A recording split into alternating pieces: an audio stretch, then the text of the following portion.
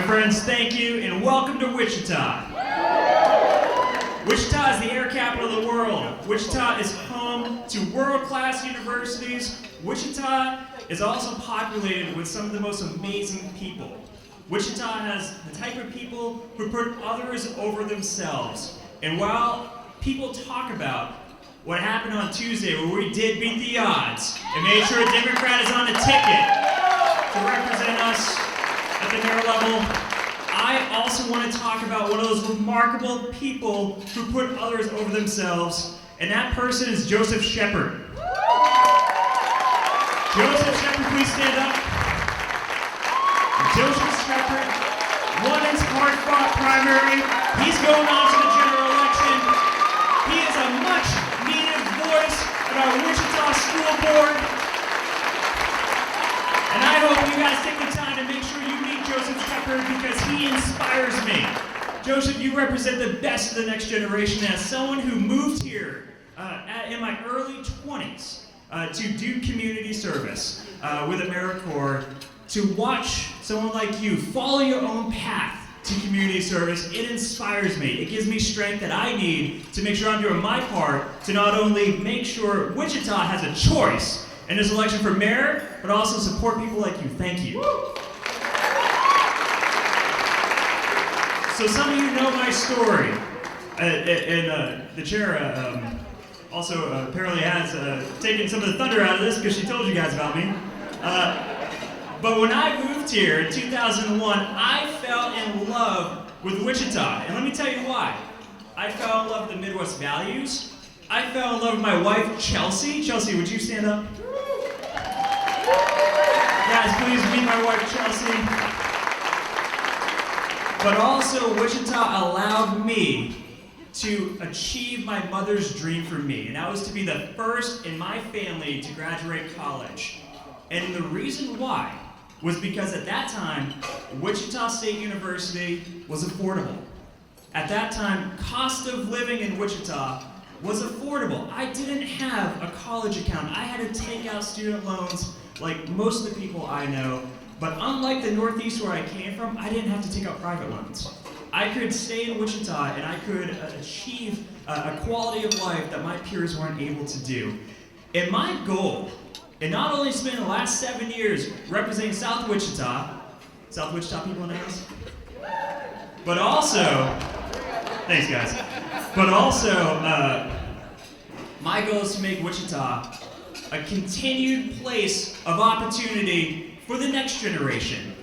And I gotta tell you, I got some invested interest in this, so I'm a little biased. I have 3 sons. I have Adrian, who's 5, I have Tristan, who's 4, he just turned 4, and I have Julian, who's 2. And the selfish part of me is that when it's time for them to answer their calling in this life, that they don't have to sprout wings and fly off to the coast somewhere. Instead, they can lay down roots right here in our community, and they can make a difference right here in our community, so Chelsea and I don't have to board an airplane to see our grandkids. So I'm gonna talk about last week. Our team beat a very well-funded, very well-known Republican who outspent us about 5-1. They spent tens of thousands of dollars more than us on television ads, on radio ads, on mail, and on social media. And how we competed is we said to win this, we need the support of the grassroots. We need the support of the people. And if we are able to execute our plan, we have a chance. And thanks to those who came out in Wichita to help us on social media, to post about us, to knock doors, to remind their friends to vote, we were able to edge out a victory out of 25,000 voters. We're now up 230 and we're going to win. And I'll tell you, I wish that I had more than 3 minutes, which are probably already over, so I can name all the people from Wichita who made this happen. Because it was not me. You guys will learn that candidates don't win elections. It's the people who support the candidates who win elections. And you know who you are. The people in this room who came up, and stepped out to make sure that we could win. You know who you are, and I want to thank you. But there is someone in this room who's not from Wichita. But if it wasn't for this person, we would not have won. And I want to take a moment and talk about this person. This person sent emails to us, answered our emails when she was on vacation. This person responded to text messages on the weekends. This person always took my call. For us to win, we had to be smarter than our opponents. It took a strategy of micro-targeting. It took data, and if it wasn't for this particular person who is an employee of the KDP, I would not be standing here tonight addressing this crowd. So I would like, and it's kind of fun because I think she's going to be embarrassed about this, I would like Lauren Martin to stand up, please, so we can give her the recognition that she deserves. Lauren, thank you. Thank you, Lauren.